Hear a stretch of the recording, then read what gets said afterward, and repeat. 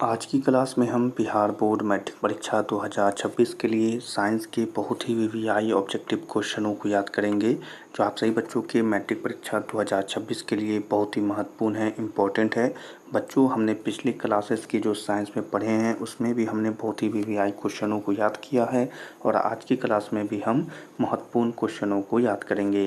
तो सभी छात्र क्लास को अच्छे से देखिएगा, सभी स्टूडेंट क्लास को लाइक कर देंगे और अपने मैट्रिक परीक्षा के लिए चैनल को सब्सक्राइब कर देंगे। तो चलिए क्लास को शुरू करते हैं।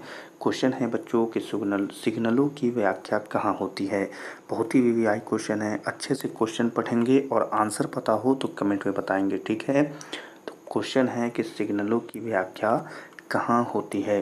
मस्तिष्क में, पुतली में, रेटिना में, कॉर्निया में। तो यहाँ पर क्या होगा इस क्वेश्चन का आंसर। तो आपको याद रख लेना है कि सिग्नलों की व्याख्या मस्तिष्क में होती है। सभी स्टूडेंट याद रखेंगे। चलिए अगले क्वेश्चन को यहाँ पर देखेंगे। प्रश्न पूछा जा रहा है कि अभिनेत्र लेंस की फोकस दूरी में परिवर्तन किसके द्वारा किया जाता है। बहुत ही वीवीआई क्वेश्चन है और परीक्षा में आया हुआ प्रश्न है, यानी कि महत्वपूर्ण है। तो क्वेश्चन पूछा जा रहा है कि अभिनेत्र लेंस की फोकस दूरी में परिवर्तन किसके द्वारा किया जाता है। पुतली द्वारा, दृष्टि पटल द्वारा, पक्षभावी द्वारा या परितारिका द्वारा। तो इसके लिए क्या आंसर होगा। आंसर होगा बच्चों कि पक्षभावी द्वारा नियंत्रित किया जाता है या परिवर्तित किया जाता है। तो ठीक है, तो याद रखना है। चलिए अगले क्वेश्चन को यहाँ पर देखेंगे। प्रश्न पूछा जा रहा है कि निकट दृष्टि दोष दूर करने के लिए किस लेंस का प्रयोग किया जाता है। मोस्ट वीवीआई क्वेश्चन सब है बच्चों और आपके परीक्षा में आने वाले प्रश्नों में से यह प्रश्न सब है, ठीक है। तो क्वेश्चन है कि निकट दृष्टि दोष दूर करने के लिए किस लेंस का प्रयोग किया जाता है। उत्तल लेंस, अवतल लेंस, समतल लेंस या इनमें से सभी। आंसर अगर पता हो तो ज़रूर बताइएगा, ठीक है। तो यहाँ पर देखें, बिल्कुल सही आंसर होगा कि अवतल लेंस का प्रयोग किया जाता है, ठीक है। चलिए यहाँ पर आंसर याद रखेंगे। अगले क्वेश्चन को यहाँ पर देखते हैं। प्रश्न पूछा जा रहा है बच्चों कि निकट दृष्टि दोष उत्पन्न होने का क्या कारण होता है। देखें, हमने अभी पहले वाले क्वेश्चन में देखा कि उसे किस लेंस से दूर किया जाता है, तो अवतल लेंस से। अब पूछा जा रहा है कि उत्पन्न होने का क्या कारण है, ठीक है, यानी कि वीवीआई क्वेश्चन है। तो प्रश्न है कि निकट दृष्टि दोष उत्पन्न होने का क्या कारण है। अभिनेत्र लेंस की वक्रता को बढ़ जाना, अभिनेत्र लेंस की वक्रता का घट जाना, नेत्र गोलक की लंबाई घट जाना या सभी कथन सत्य है। आंसर याद रख लेंगे कि अभिनेत्र लेंस की वक्रता का बढ़ जाना इसका आंसर होगा। चलिए अगले क्वेश्चन को यहाँ पर देखते हैं। अगला प्रश्न है कि कॉर्निया के पीछे एक संरचना होती है, उससे हम क्या कहते हैं। वीवीआई क्वेश्चन है। प्रश्न है कि कॉर्निया के पीछे एक संरचना होती है, उससे हम क्या कहते हैं। पुतली कहते हैं, नेत्र पटल कहते हैं, रेटिना कहते हैं या परितारिका कहते हैं। तो आंसर सभी को याद रखना है कि उसे हम परितारिका कहते हैं, ठीक है। चलिए अगले क्वेश्चन को यहाँ पर देखेंगे।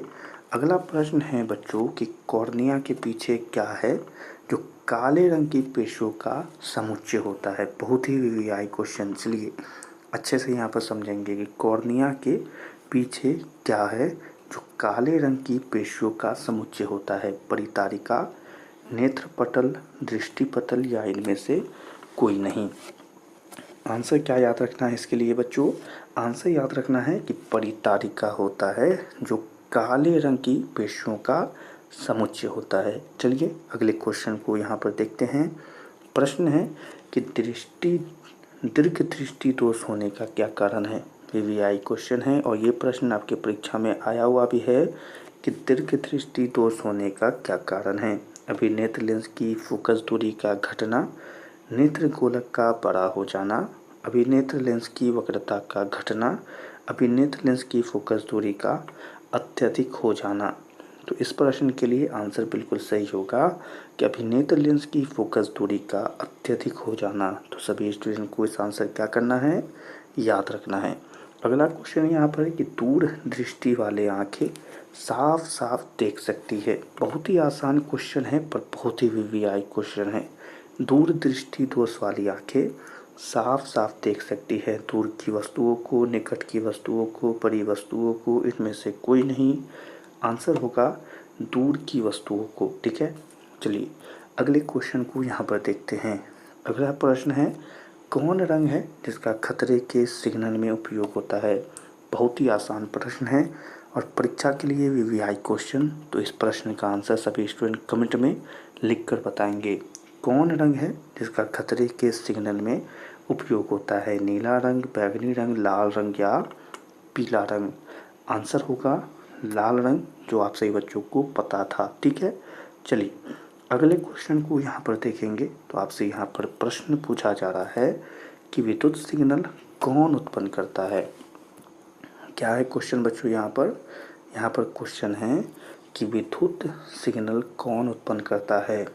परितारिका, प्रकाश उग्राही, पुतली या इनमें से कोई नहीं। तो आंसर याद रखेंगे प्रकाश सुग्राही। ठीक है, तो आपको यहाँ पर आंसर याद रखना है। और इसी प्रश्न और आंसर के साथ आज की क्लास की यह 10 महत्वपूर्ण और वीवीआई क्वेश्चन यहीं पर समाप्त होते हैं। आप सभी स्टूडेंट क्लास में पढ़ाए गए पर सभी क्वेश्चन को, उसके आंसरों को जल्दी से याद कर लीजिए। ये सभी क्वेश्चन आपके परीक्षा के लिए बहुत ही महत्वपूर्ण हैं। बच्चों, हमने साइंस की और भी बहुत ही वीवीआई क्वेश्चन आपको पहले की क्लासेस में पढ़ाई है, तो आप उन सभी क्लासेस को ज़रूर पढ़ लीजिएगा और उन क्वेश्चनों को भी याद कर लीजिएगा। आज की क्लास को यहीं पर समाप्त करते हैं। क्लास पसंद आई हो तो लाइक करें और अपने मैट्रिक परीक्षा 2026 के लिए चैनल को ज़रूर सब्सक्राइब करें, ताकि आपको क्लासेस टाइम पर मिलती रहे। अपने दोस्तों के साथ इसे ज़रूर शेयर करिएगा। सभी छात्रों से मिलेंगे अगली क्लास में। अच्छे से पढ़ाई करते रहिए।